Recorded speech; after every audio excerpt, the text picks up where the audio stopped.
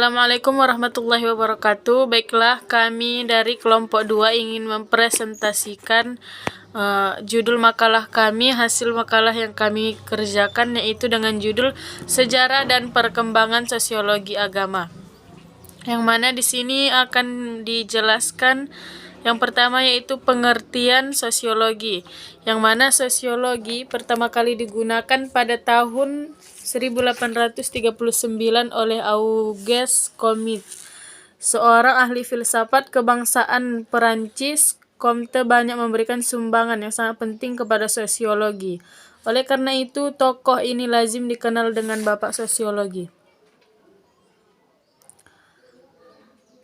Nah, yang saya jelaskan di sini yaitu definisi dari sosiologi. Yang pertama adalah ilmu yang menguak atau menyingkap, mengungkap, dan membongkar fakta-fakta yang tersembunyi di balik realitas yang nyata, karena dunia yang sebenarnya baru dapat dipahami jika dikaji dan diinterpretasikan secara mendalam. Yang kedua yaitu sosiologi adalah ilmu yang mempelajari interaksi sosial, menelusuri asal-usul pertumbuhannya, menganalisis pengaruh kegiatan kelompok terhadap anggotanya, perilaku sosial manusia dengan meneliti kelompok yang dibangunnya. Dan yang ketiga itu sosiologi adalah disiplin ilmu tersendiri dengan ciri-ciri yang khusus, sistematis, terandalkan, mengembangkan pengetahuan tentang hubungan sosial manusia pada umumnya dan tentang produk dari hubungan itu sendiri. Nah, yang kedua yaitu pengertian agama, yang dalam bahasa Indonesia berasal dari bahasa Sanskerta yaitu a yang berarti tidak dan gama yang berarti kacau. Jadi agama artinya tidak kacau. Dengan pengertian terdapat ketentraman dalam berpikir sesuai dengan pengetahuan dan kepercayaan yang mendasari kelakuan tidak kacau itu. Juga berarti sesuatu yang mengatur manusia agar manusia tidak kacau dalam kehidupannya, yang menyangkut hal keilahian dan kekudusan. Dan yang ketiga yaitu pengertian sosiologi agama. Sosiologi agama secara umum yaitu merupakan ilmu yang mempelajari fenomena agama menggunakan perspektif pendekatan kerangka penjelasan sosiologis. Studi sosiologi agama memfokuskan pada kelompok-kelompok atau organisasi keagamaan, perilaku individu dalam kelompok-kelompok tersebut, dan bagaimana agama berkaitan dengan institusi sosial lain.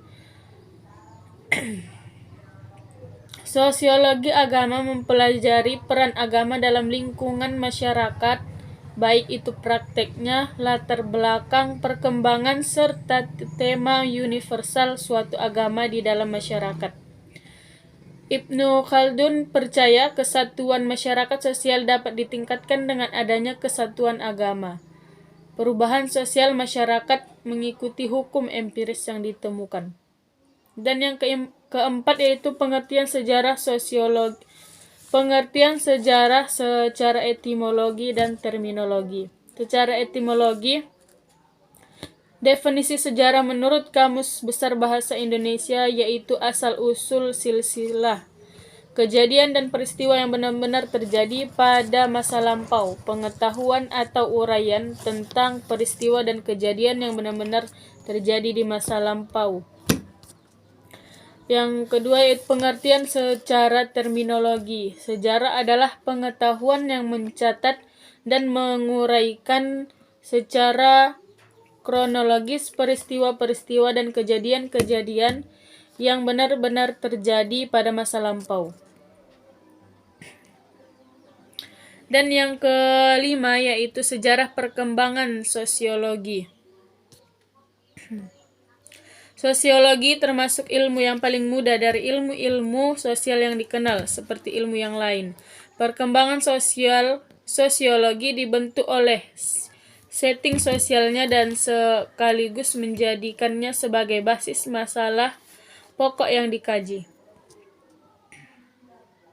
Kelahiran sosiologi lazimnya dihubungkan dengan seseorang ilmuwan Perancis bernama Auguste Comte yang dengan kreatif telah menyusun sistem berbagai macam aliran pemikiran, kemudian mengusulkan untuk mendirikan ilmu tentang masyarakat dengan dasar filsafat empiris yang kuat. Ilmu tentang masyarakat itu pada awalnya Auguste Comte diberi nama fisika sosial. Kemudian diubahnya sendiri dengan sosiologi, karena istilah fisika sosial tersebut dalam waktu yang bersamaan digunakan oleh seorang ahli statistik sosial Belgia.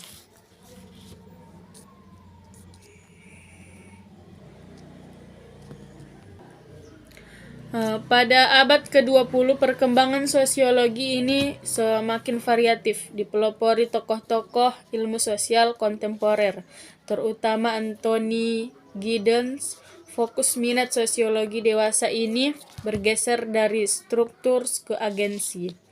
Dari masyarakat yang dipahami terutama sebagai seperangkat batasan eksternal yang membatasi bidang pilihan yang bersedia untuk anggota-anggota masyarakat tersebut. Pada era 2000-an ini, perkembangan sosiologi semakin mantap dan kehadirannya diakui banyak pihak, memberikan sumbangan yang sangat penting kajian pembangunan dan kehidupan sehari-hari masyarakat. Bidang-bidang kajian sosiologi juga terus berkembang makin variatif dan menembus batas-batas disiplin ilmu lain. Ilmu-ilmu yang lain, perkembangan sosiologi dibentuk oleh setting sosialnya dan sekaligus menjadikannya sebagai basis masalah pokok yang dikaji. Kelahiran sosiologi lazimnya dihubungkan dengan seorang ilmuwan Prancis yang bernama Auguste Comte, yang dengan kreatif telah menyusun sintesa berbagai macam aliran pemikiran, kemudian mengusulkan untuk mendirikan ilmu tentang masyarakat dengan dasar filsafat empiris yang kuat. Ilmu tentang masyarakat itu pada awalnya Auguste Comte diberi nama sosial fisik atau fisika sosial. Kemudian diubahnya sendiri dengan sosiologi, karena istilah fisika sosial tersebut dalam waktu yang bersamaan digunakan oleh seorang ahli statistik sosial Belgia bernama Adolphe Quetelet. Nah, banyak sejarah-sejarahnya gitu kan. Sedangkan embrio minat mempelajari fenomena agama dalam masyarakat mulai tumbuh sekitar abad ke-19 gitu kan. Jadi banyak ilmuwan-ilmuwan terkenal, tokoh-tokoh yang membahas mengenai sosiologi agama ini. Banyak ahli sepakat bahwa faktor yang melatar belakangi kelahiran sosiologi adalah karena adanya krisis-krisis yang terjadi dalam masyarakat. Misalnya, seorang ilmuwan bernama Leyendecker mengkaitkan kelahiran sosiologi dengan serangkaian perubahan dan krisis yang terjadi di Eropa Barat. Lalu, nah di sini banyak perkembangannya ya, gitu, di makalah banyak, bisa teman-teman jabarkan gitu kan, karena memang ketika saya menjelaskannya melalui video itu kan makan waktu, jadi teman-teman bisa ngebaca lebih detail gitu kan. Lalu ada juga yang keenam, sosiologi gereja di Eropa. Jadi sebenarnya pembahasannya itu sama sih namanya, sosiologi agama, cuman karena memang kalau di Indonesia kan sosiologi agama itu lebih apa ya namanya, ranahnya itu kayak lebih ke Islam kan begitu. Jadi sosiologi gereja, jadi sosiologi agama sudah periode klasik berkembang menjadi sosiologi tentang gereja. Nah, itu jadi dulunya namanya sosiologi gereja agama, tapi karena memang di sana itu memakai seperti itu jadi sosiologi gereja. Jadi teman-teman bisa baca juga gitu kan. Baru ada sosiologi gereja di Amerika Serikat. Nah, ada juga perkembangan sosiologi di Indonesia gitu. Pada mulanya belum pernah ada kajian-kajian tentang masyarakat yang terangkum dalam suatu konsep ilmu pengetahuan yang dinamakan sosiologi di Indonesia. Jadi yang mengelola sosiologi di Indonesia itu Ki Hajar Dewantara gitu kan. Nah, sebelum Perang Dunia Kedua pun Sekolah Tinggi Hukum di Jakarta adalah salah satunya lembaga yang di Indonesia yang memberikan kuliah-kuliah sosiologi kayak gitu. Baru ada materi mengenai ruang lingkup sosiologi agama, dan ada juga terakhir